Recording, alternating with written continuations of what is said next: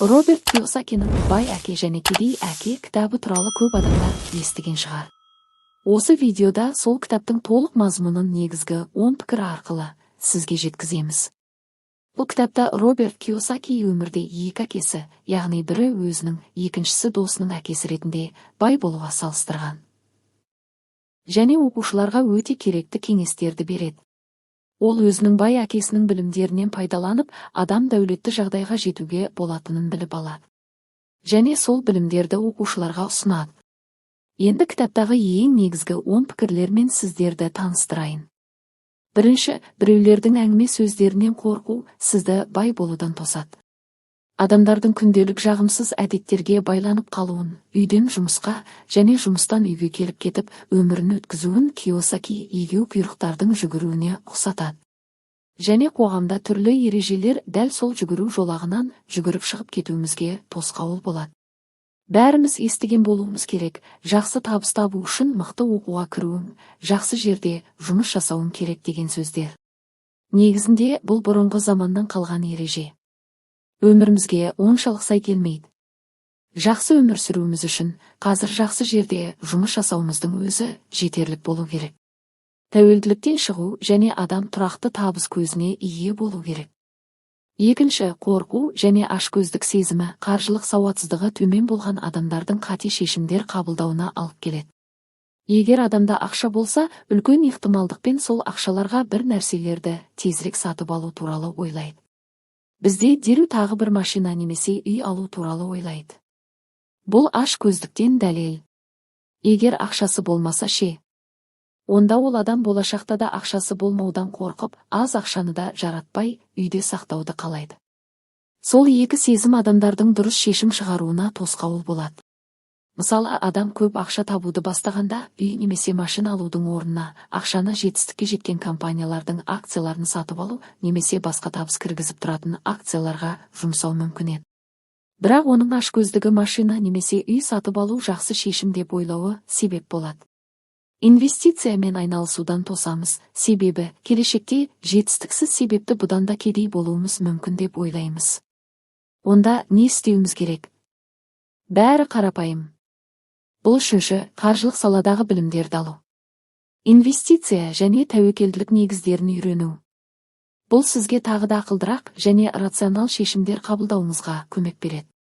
Қаржылық сауаттылық қазіргі өзгеріп отыратын экономикалық жағдайларда ең керекті білімдердің бірі. Көп адам бай болу үшін өте қабілетті немесе ақылды болу керек деп ойлайды. Бірақ дүниеде қабілетті және ақылды болған, бірақ кедейлікте өмір сүріп жатқан көп адамдар бар. Ақшаңыздың көп болуын қаласаңыз, бухгалтерия, экономика, сауда қатынастары, инвестицияны үйренуіңіз қажет. Мұндай білімдерді мектептерде үйретпейді. Ақшаны басқару, үнемдеу және инвестиция білімдері балалықтан үйретілгенде, өміріміз әлдеқашан жақсы және өмірге дайын болып есейген болар еді. Бұл тек жастардың ғана емес, жасы үлкен адамдардың да проблемасы.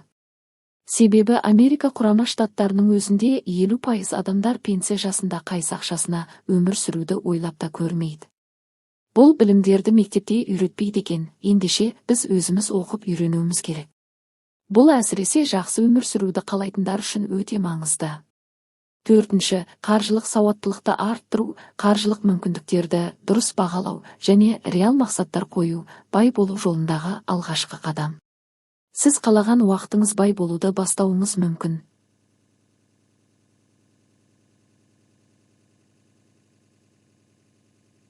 Бірақ мұны қанша тізгінсіз. Мысалы, 20 жаста болсаңыз, сізде бай болу мүмкіндігі 30 жаста бастағаныңыздан бірталай жоғары болады. Бірінші орында өзіңіздің қаржылық сауатыңызға шын баға беріңіз. Сіз қанша табыс табасыз? Қанша қаражат жұмсайсыз? Келешекте қанша табыс таба аласыз? Әуелі сол сұрақтарға жауап беріңіз. Одан кейін алдыңызға реал мақсаттар қойыңыз. Мысалы, сіз қанша әрекет жасамаңыз, 5 жыл ішінде жеке самолет сатып алуыңыз қиын мәселе. Сол үшін 5 жыл ішінде ойлап жүрген машинаңызды сатып алуды жоспарлауыңыз мүмкін. Одан кейін қаржылық сауаттылық білімдерді алуға өту керек. Оған келешекте жасайтын ең үлкен инвестиция ретінде қараңыз. Қаржылық сауаттылықты ашу келешекке жасалған ең үлкен инвестициялардан бірі. Осы кеңестерді тұрақты жасап тұрсаңыз, сіздің бай болу мүмкіндігіңіз біраз артады. 5. Бай болу үшін тәуекел етуді үйреніңіз. Бір істі қайта жасап, бірақ әртүрлі нәтиже күту ақымақтық. Қаржылық жағдайыңызды жақсартпақшы болсаңыз, басқаша әрекет етуіңіз керек. Және бұл өзгерістердің ең үлкені. Бұл тәуекел етуді үйрену болып табылады. Барлық жетістікке жеткен адамдар тәуекел етеді, және тәуекелді қалай басқаруды біледі. Мысалы, ақшаларды акция және облигацияларға тігуіңіз мүмкін. Дұрыс, бәлкім, бұл банкқа ақша қойып, пайызға ақша алудан қауіптірақ. Бірақ бұл әдіспен тезірек баю мүмкіндігі бар. Егер акция, облигация сізге тұра келмесе, басқа бағыттарға, жылжымайтын мүлікке ақша тігуіңіз мүмкін. Есіңізде болсын, қай жерде көп ақша табуыңыз мүмкін болса, осы жерде сіз көбірек тәуекел жасауыңызға тұра келеді. Бірақ тәуекел етпей, баю мүмкін емес. 6. Қызығушылығыңызды жоғалтпаңыз. Бай болу ұзақ уақыт және машақатты талап етеді. Сол себепті бұл жолда рухты түсірмеу және қызығушылықты жоғалтпау маңызды. Бұл үшін өзіңіздің қалайтын және қаламайтын істеріңіздің тізімін түзіп шығыңыз. Мысалы, мен 2 жыл ішінде барлық кредиттерімнен құтылмақшымын, немесе мен жақсы өмір сүру үшін басқалар сияқты күндіз-түні жұмыс жасамақшы емеспін. Қызығушылықты сақтап қалудың тағы бір жолы, бұл тұрақты әркезде өзіңіз үшін бірінші болып қаражат жасауыңыз. Яғни бірінші болып өзіңізге төлеңіз. Бірінші болып жеке дамуыңызға, немесе білім алуыңыз үшін қажет болған ақшаны төлеңіз. Кейін басқа мәжбүри төлемдерге, коммуналдық қызметтерге, кредиттерге төлеңіз. Бұл арқылы өзіңізге де, мәжбүри төлемдерге де ақша табуды бастайсыз. Уоррен Баффет, Дональд Трамп сияқты жетістікке жеткен бай адамдар өмірін оқып үйреніп, олардан үйреніңіз. Ақша табу бойынша қызығушылығыңызды арттыруыңыз мүмкін. 7. Жалқаулық және тәкаппарлық кедейлікке алып баруы мүмкін.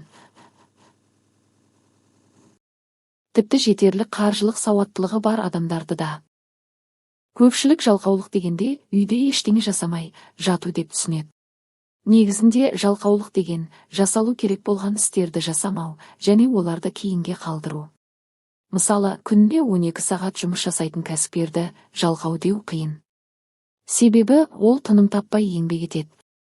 Бірақ соның нәтижесінде отбасымен қарым-қатынасы нашарлауы мүмкін.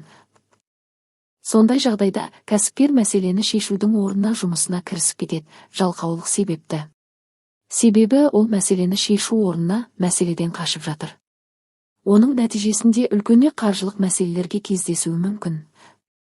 Менмендік инвестицияларды асыруда, олармен айналысуда өте қауіпті болуы мүмкін. Брокерлер сіздің сол кемшілігіңізден пайдаланып, сізге көбірек керексіз акцияларды тығыстырып жіберуі мүмкін. Сол себепті, дәйім қаржылық салада шебер болғаныңызда да, соған ұқсас тұзақтарды есіңізде ұстауыңыз керек. 7. Сізге ақша келтіру мүмкін болған активтерге ақша тігіңіз. Қаражат талап ететін пассивтерден қашыңыз. Актив бұл сізге табыс алып келеді. Пассив болса қаражат. Бәрі қарапайым. Актив сізге табыс келтіретін мүлік.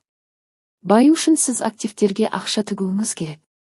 Олар акциялар, облигациялар, жылжымайтын мүлік, қымбат мүлік, табысқа ие болған, табыс келтіретін басқа барша мүліктер болуы. Сіз активтерге инвестиция кірітсеңіз, олар сіздің құдды жұмысшыларыңыз сияқты сізге табыс келтіре бастайды. Ондай жұмысшылар қанша көп болса, сонша жақсы. Мақсат болса, айлық табыстарды айлық қаражаттардан асыруға жету болып табылады. Артқан кірістерді тағы активтерге инвестиция жасау арқылы кірістерді тағы да асыруыңыз мүмкін.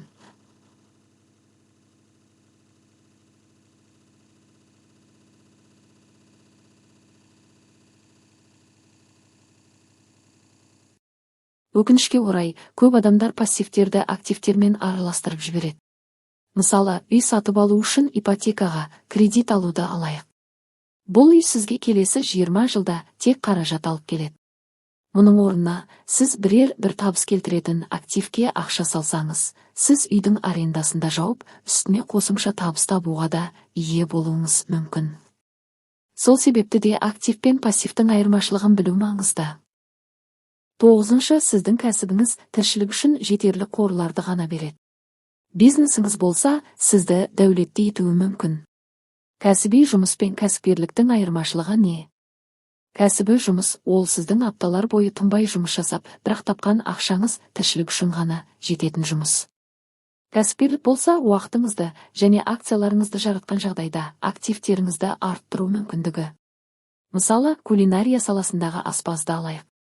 Оның айлық тапқан табысы өзіне және отбасына жетуі мүмкін, бірақ оның тапқан табысы оны бай, дәулетті ете алмайды. Сол себепті ол артық ақшаларын квартира және арендаларға беруі мүмкін болған, соған ұқсастарға салады. Басында кәсіби жұмысыңыз бизнесіңізді қаржыландыруда көмек береді. Кейіннен бизнесіңіз табыс келтіре бастайды.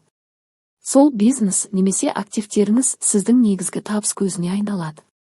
Міне осы шын қаржылай еркіндігіңіз болып есептеледі. 10. Салық кодексін үйреніңіз және салық төлемдеріңізді кемітіңіз. Егер салық кодексін жақсылап үйренсеңіз, азырақ салық төлеу жолдарын біліп аласыз. Мысалы, Америка құрама штаты салық тізімінің заңдарында корпорациялар аз салық төлейді.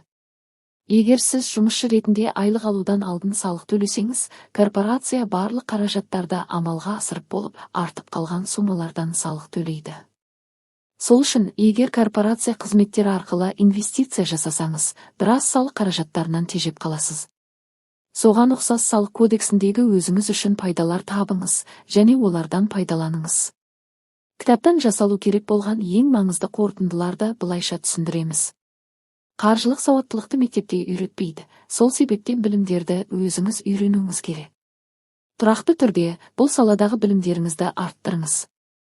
Өйткені тек ақыл және білім ғана адамдардың кез келген қаржылық жағдайында да ең негізгі табыс келтіруші активі бола алады.